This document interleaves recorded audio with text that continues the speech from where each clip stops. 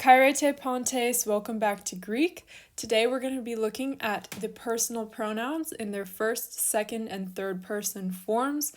And then we're going to be doing a short section on how you can translate the third person pronoun, because in reality, the Greek third person pronoun fell out of use in Attic a long time ago, so this isn't really a pronoun except when it is used one way. Otherwise, this is more like a third person adjective, but more on that later. After we look at our personal pronouns, we'll do our 12th vocab set, and then our teaser will be a sentence as usual with a contract verb, and we haven't done anything with contract verbs yet, so that will be very fun.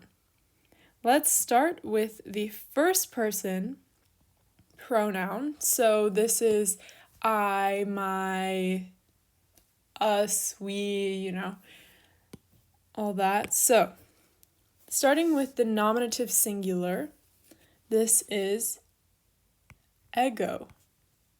And if you're taking Latin, you are probably freaking out right now because in Latin, oh wow, I don't know what that E was, ego means I, and in Greek, epsilon, gamma, omega means I.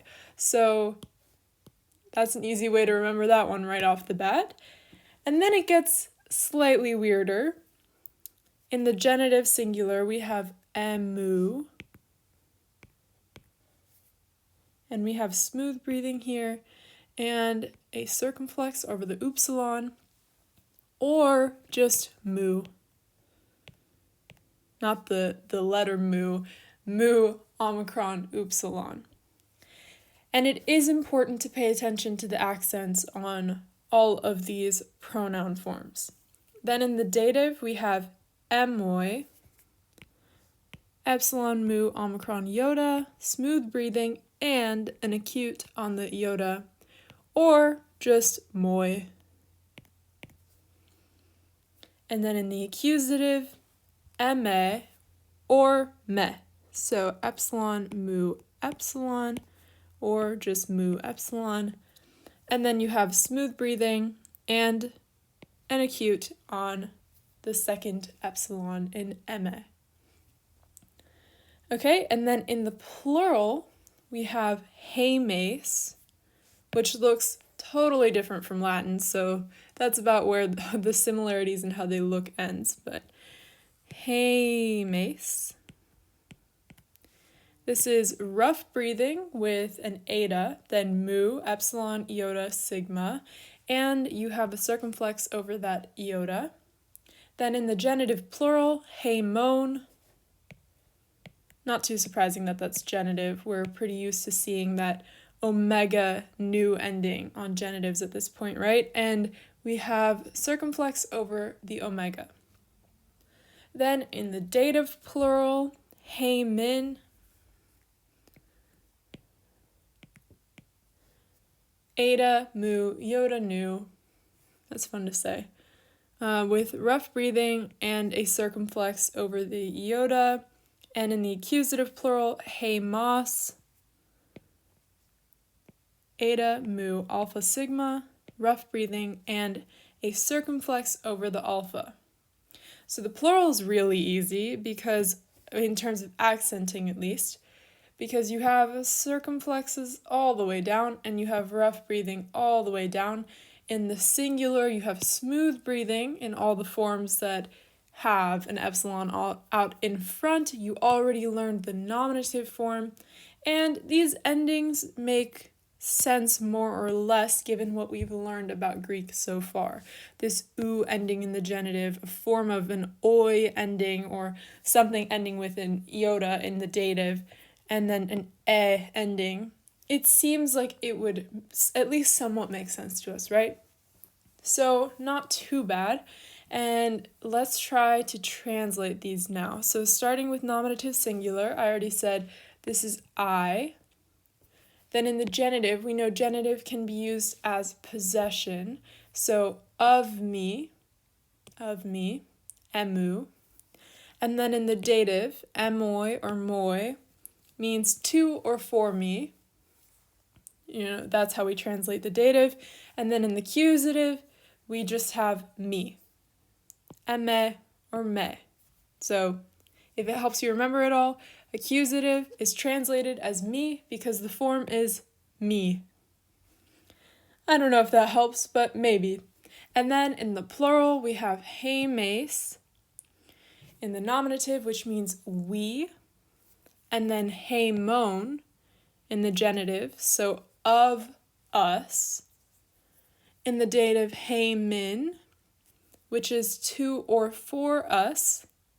And then in the accusative, he mas, which is just us again.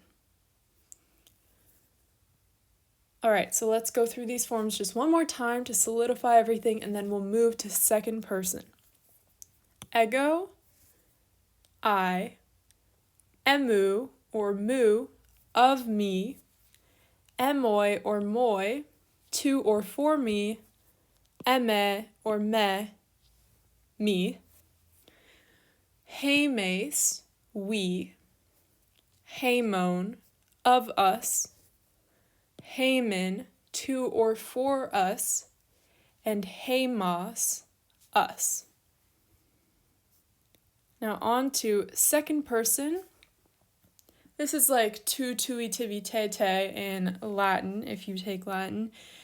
And starting with the nominative singular, we have su, sigma, upsilon. And there's an acute on that upsilon. And then in the genitive, su, but spelled differently. So we have sigma, omicron, upsilon with a circumflex, or sigma, omicron, upsilon without a circumflex.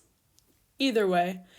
And Dr. J, my Greek teacher, used to say that there's not really a way, given how we don't pronounce Greek accents as they were initially intended, there's no real way to distinguish between how we pronounce these two forms unless you attempt to pronounce a circumflex how it's supposed to be pronounced. So it'd be like so or something like that, where you're changing the pitch of your voice. But I personally think it's totally fine to just say su and then su, with the understanding that they don't look the same. They're not formed the same way and need to be translated into English differently. But you do you. And then in the dative, soy, which is sigma, omicron, iota, and we have an acute on the iota, or soy with no accent. And then in the accusative, se, with an acute on the epsilon, or se with no acute on the epsilon. And then in the plural, humes,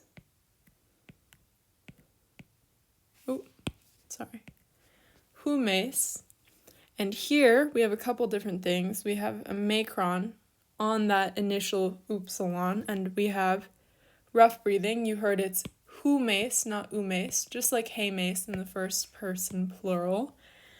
And a circumflex over the iota. Humes. Then in the second person plural, humon,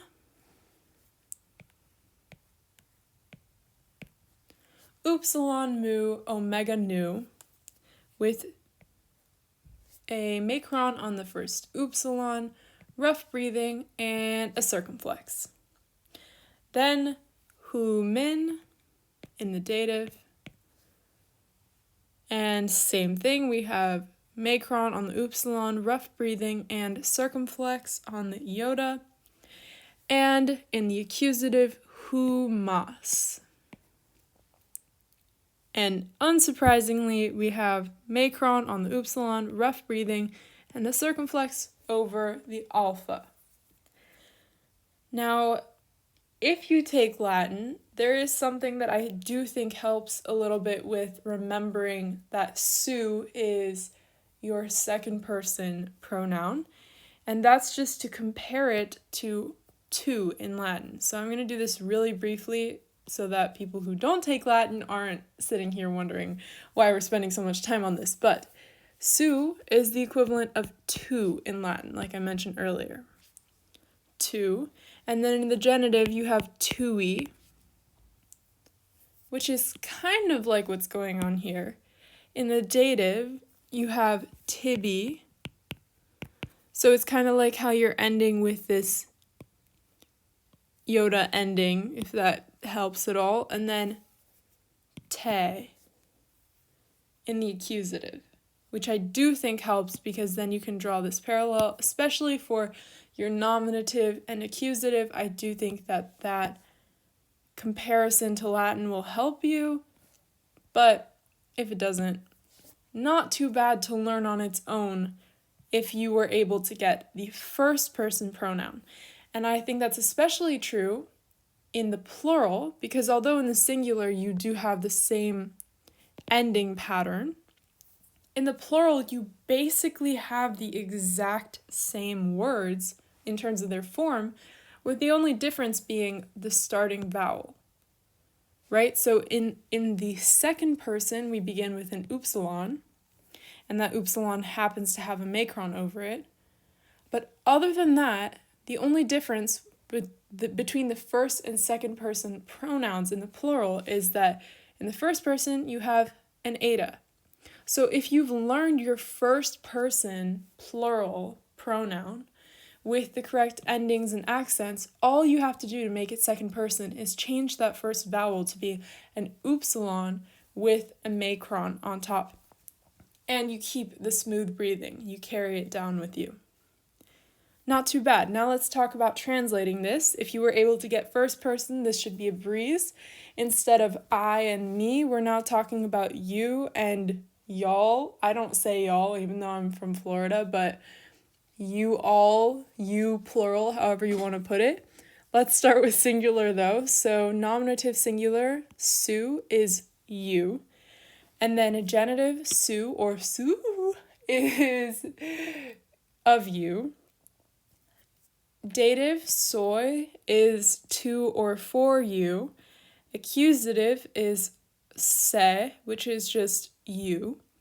Then in the plural, humes is you or y'all. Genitive plural is of you, of y'all.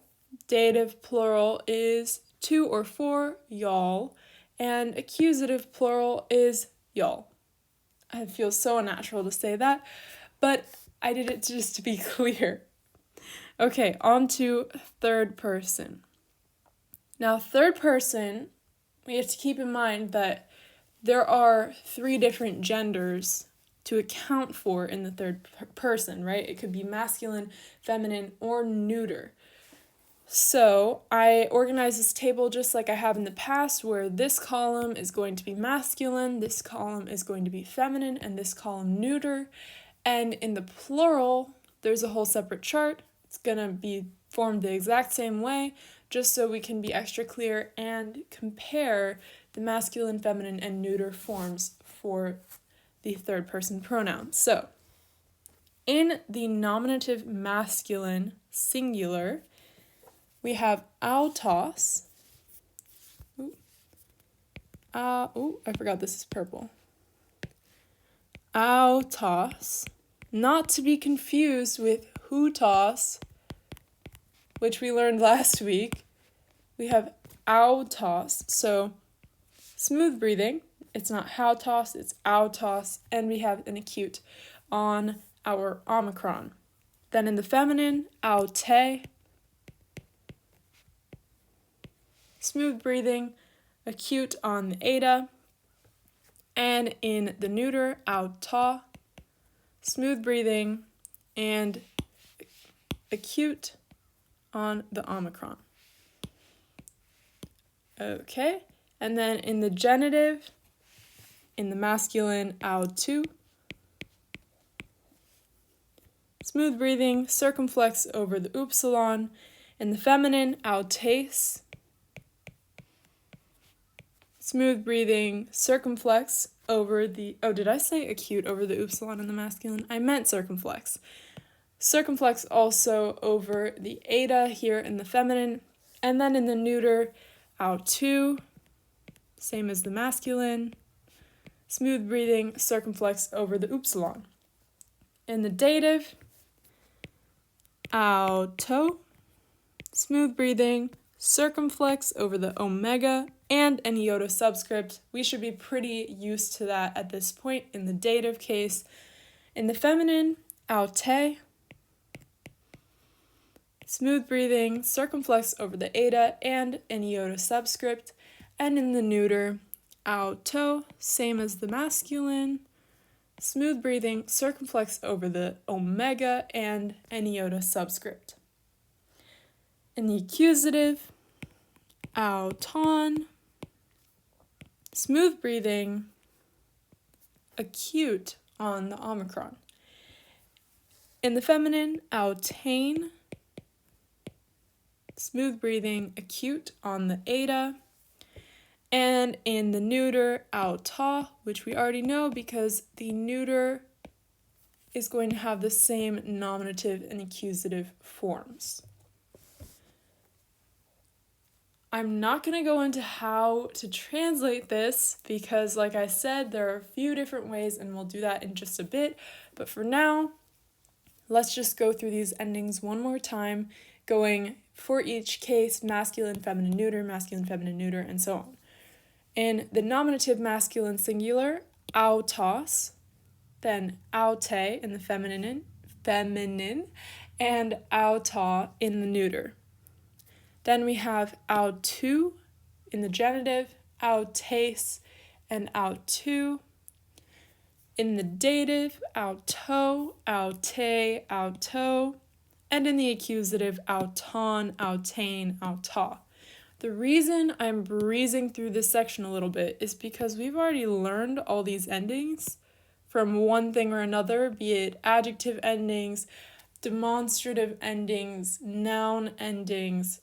You get the idea. We should start to recognize these endings at this point as, oh, that should be a masculine dative ending. The only thing that's different here, as with any other new word that we've learned for a while, is this stem. And here all you have to remember is you have smooth breathing and it's alpha, upsilon, tau. And then you just stick on your endings and you learn your accents. Shouldn't be too bad. Then in the plural, it's the same kind of deal where we've already learned these endings from past forms. So like I said, the stem is out, alpha, upsilon, tau. So starting with masculine nominative plural, we have out, and then the masculine nominative plural ending is oi, right? So smooth breathing we already learned, and we know there's going to be an acute on the final iota. In the feminine, we have autai, smooth breathing, acute on the iota. In the neuter, auta, smooth breathing, and acute on the alpha. So you see these endings, like I said, we've already learned them. Oi is a masculine nominative plural ending. I, feminine. Ah, neuter.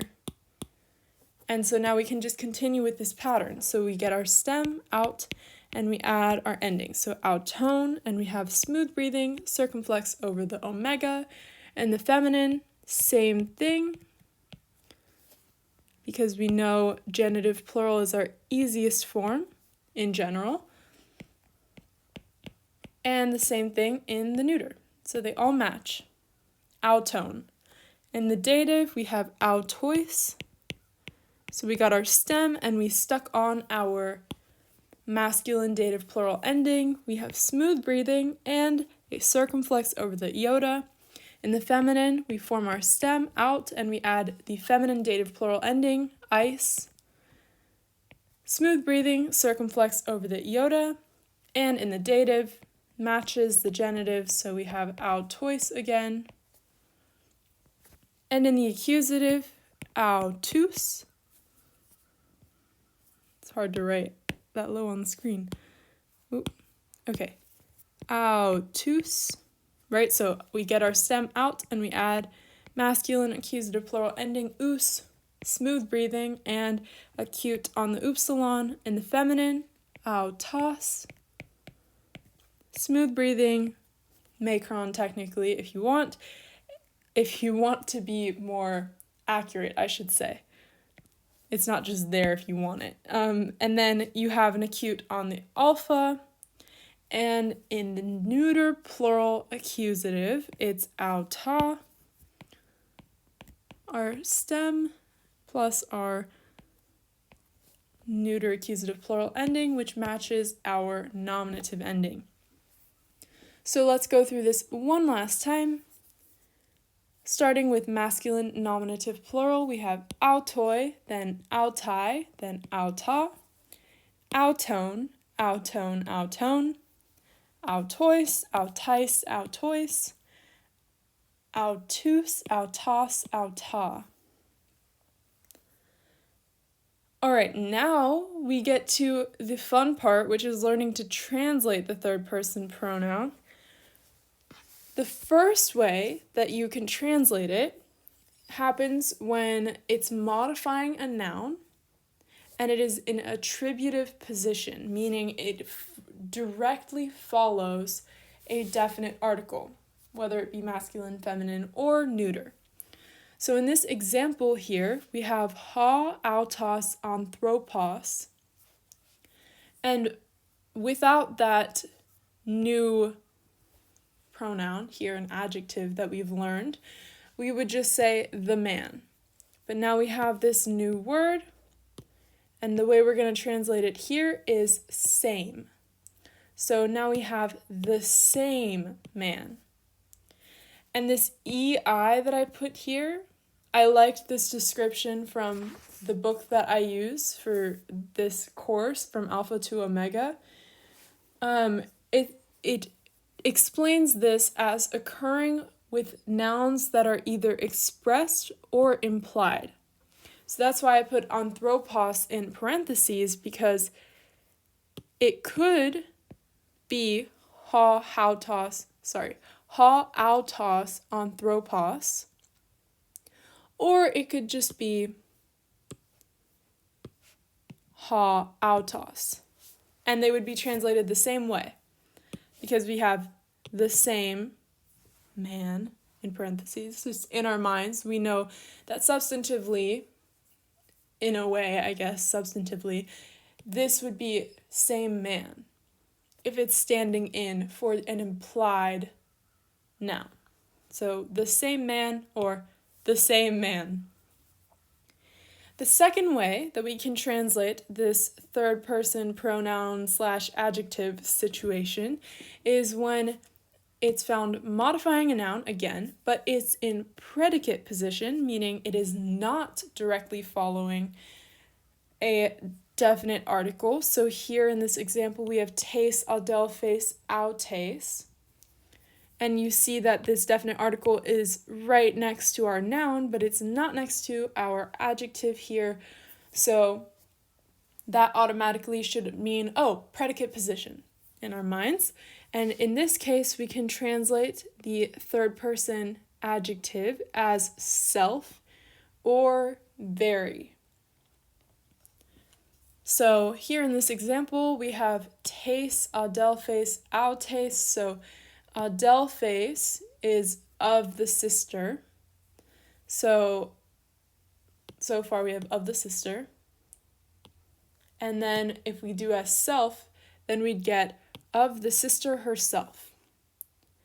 Or if you're doing the very version, then you'd have of the very sister. This is not very as in very happy. It's like the one. Of the very sister. Of the sister herself. And here we see this EI again. The only difference is, so as we know, it means the noun can either be expressed or implied, meaning if anthropos wasn't here at all, in this earlier example, it would still be translated the same way as same. In this case, with self or very, this is going to work with an implied noun only if that noun is in the nominative case. that's super specific. In general, I would say if you see this predicate form and you are mostly probably going to be seeing a noun, you can go ahead and bet, okay, I can translate the third person adjective as self or very. And then the third way that we can translate this is when it is used as a noun in the genitive, dative, or accusative. So this is the example where the third person pronoun that we've been calling it is actually being used as a pronoun. So you're not going to see any form of a noun next to it. It is the noun when it's being used this way in a sentence. So here, we're just going to translate it as we would a normal third person pronoun in English. So he, she, it, they, however it is used in the sentence, so adjust it based on form. So here we have auto.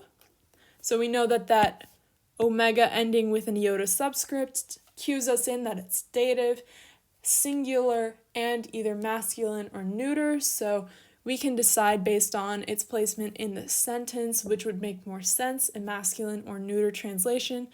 Let's go with neuter here. So for it, for example, or to it would work. And those are the three ways that we're going to translate our third person pronouns, or really adjectives for the most part. Although we did just learn it can be used as a pronoun in option number 3. I know that's a bit confusing, so if you do have questions, feel free to reach out to me too. And now we're going to do some practice. We're going to breeze through this really quickly. I just wanted to make sure we did practice one more time. Then we'll do vocab and the teaser. So, going back to first person, in the nominative singular, we have ego. Oh, sorry, I messed that up. Ego with smooth breathing and acute. In the genitive, emu or mu, smooth breathing circumflex. Dative, emoi or moi, smooth breathing acute. In the accusative, eme or me, smooth breathing acute. In the plural, heimes, rough breathing circumflex. In the genitive, plural, heimon, rough breathing circumflex. In the dative, plural, heimin, rough breathing circumflex. And in the accusative, plural, heimas, rough breathing circumflex. And to translate really quickly, starting with nominative singular, I, of me, to or for me, me, we, of us, to or for us, us. In the second person, nominative singular is su, with an acute. And then in the genitive, su, with circumflex or just same thing with no accent. In the dative, soy, with an acute or just soy. And in the accusative, se or se. Only difference is an acute on that epsilon or not. In the plural, humes, macron, rough breathing circumflex. In the genitive, humon, macron, rough breathing circumflex. In the dative, humin. I don't know why these are looking like V's. They're upsilons. Okay. Humin, macron, rough breathing circumflex. And in the accusative, humas, so macron, rough breathing circumflex.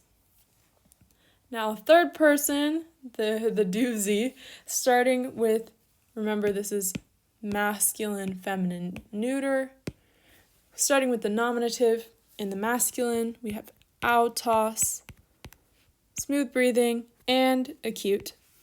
In the feminine, aute, smooth breathing, acute.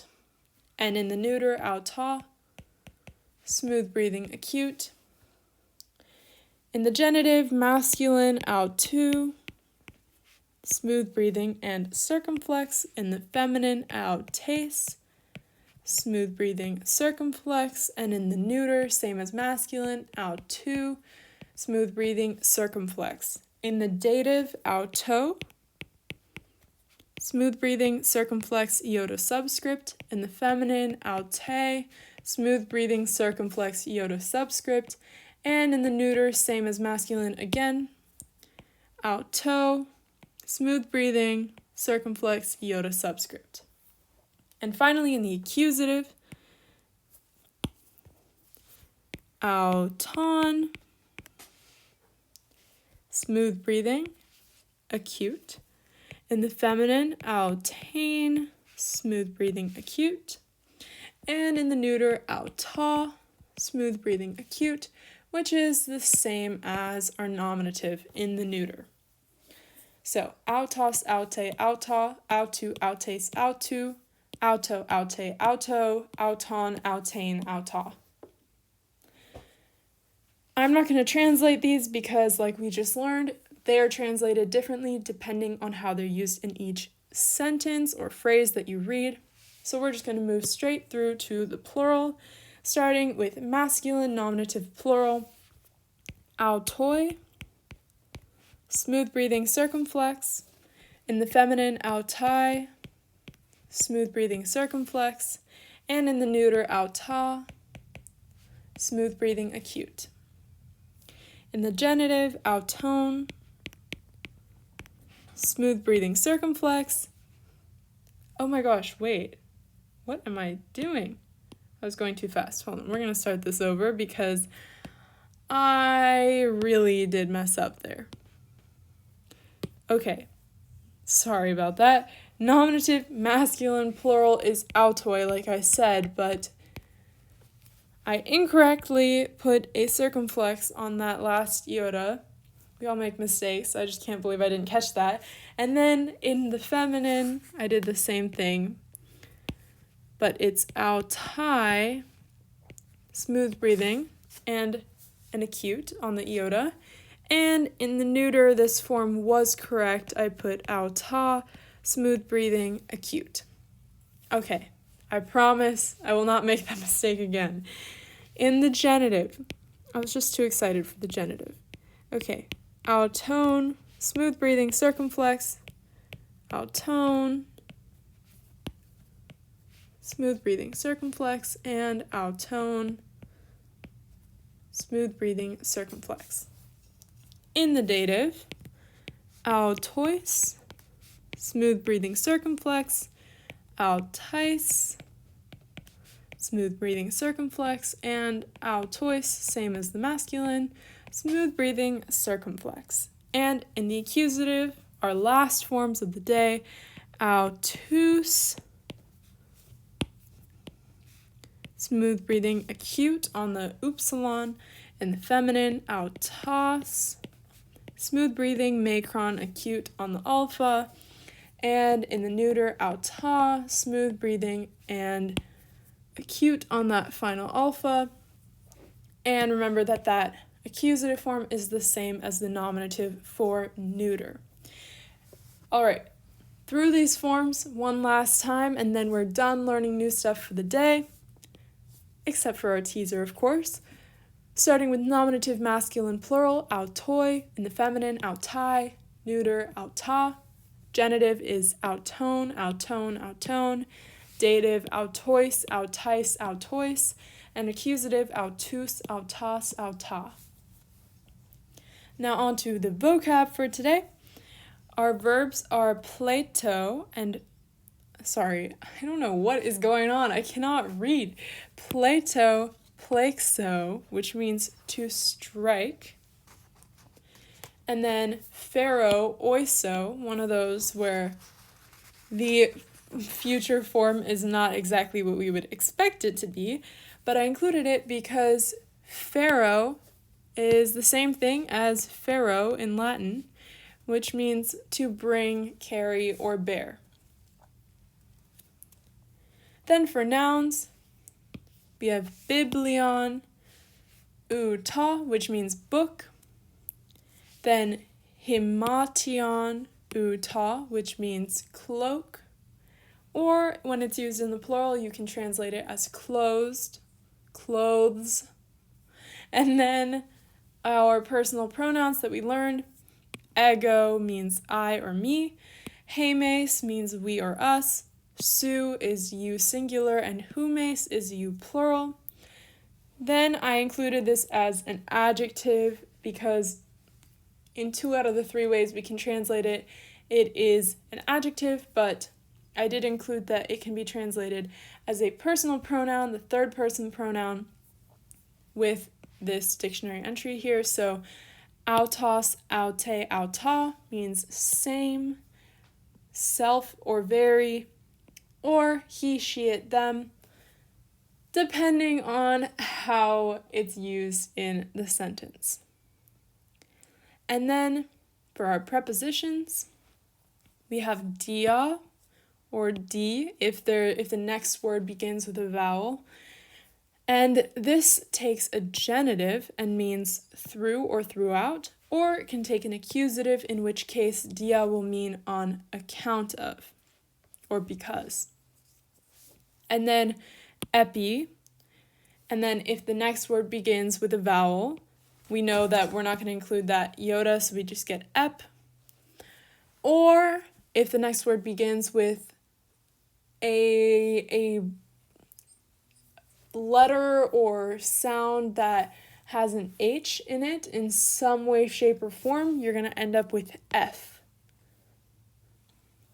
Epsilon phi. And smooth breathing on all of these and an acute on the final vowel in both of the full terms.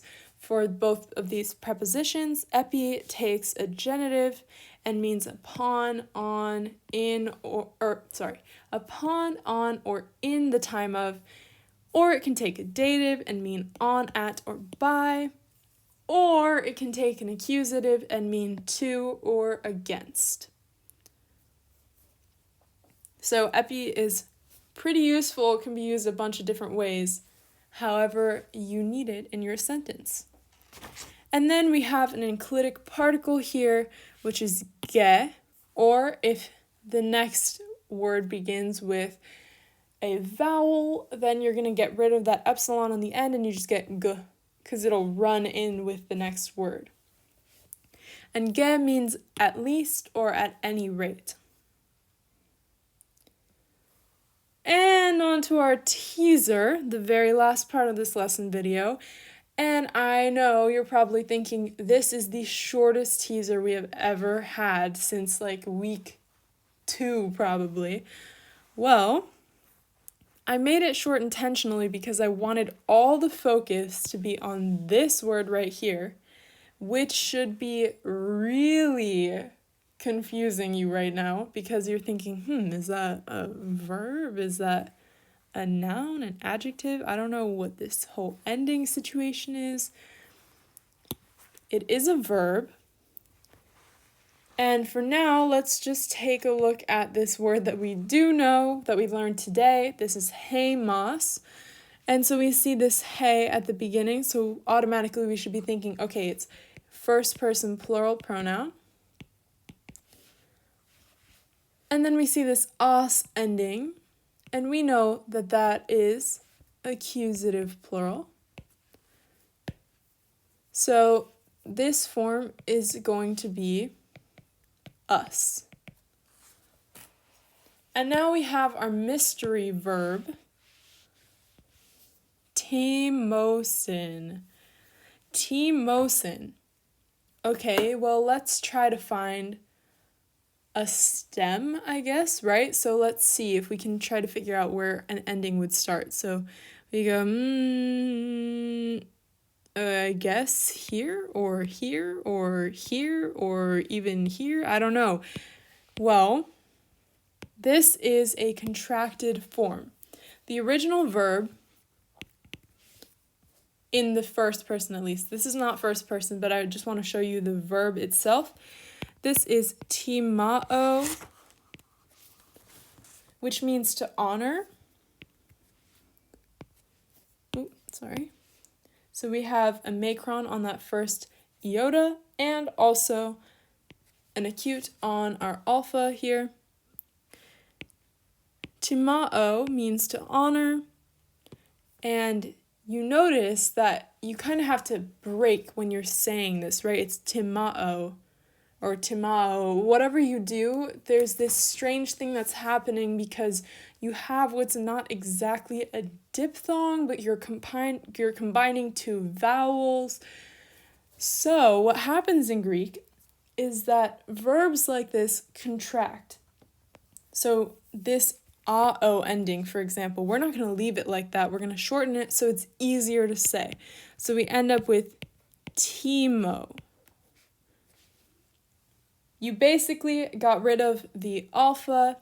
You technically didn't, you just contracted it. There's a whole set of rules for how to contract combinations of vowels, just like kind of how we learned to do temporal augments a long time ago for the imperfect.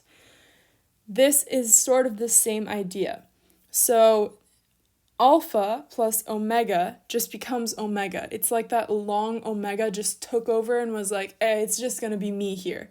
So we end up with just timo. And we keep our macron. That doesn't get affected at all. But we do get a circumflex over the omega. Well, we know that timo is not what this form we have up here looks like. We still have something going on. That's not the first person singular ending. Well, if we think back and we're thinking, okay, where do we see an in ending or some sort of sin ending? Oh, the third person plural, right? So in the third person plural, present indicative, we have usi or usin normally. And here, we're going to have a form of this, right? So we end up with osin. And that's happening because, you can probably guess at this point, that omicron upsilon, when those are combined to be contracted, we get omega. So we end up with osin. And so we said this is third plural, which means we get timosin means they, present active indicative, honor, right? Because we said timao means to honor. So timosin, they honor, hemas, us. They honor us. I know that was a ton to dip our feet into at the last second, but I hope that that has piqued your interest for next week's video. It is going to be huge and so important. There's a lot to learn about contract verbs, but it's going to be a lot of fun. I'm very excited, and I will see you next week. Until then, let me know if you have any questions. There's a worksheet down below to do to review everything that we did today, and I will see you next week.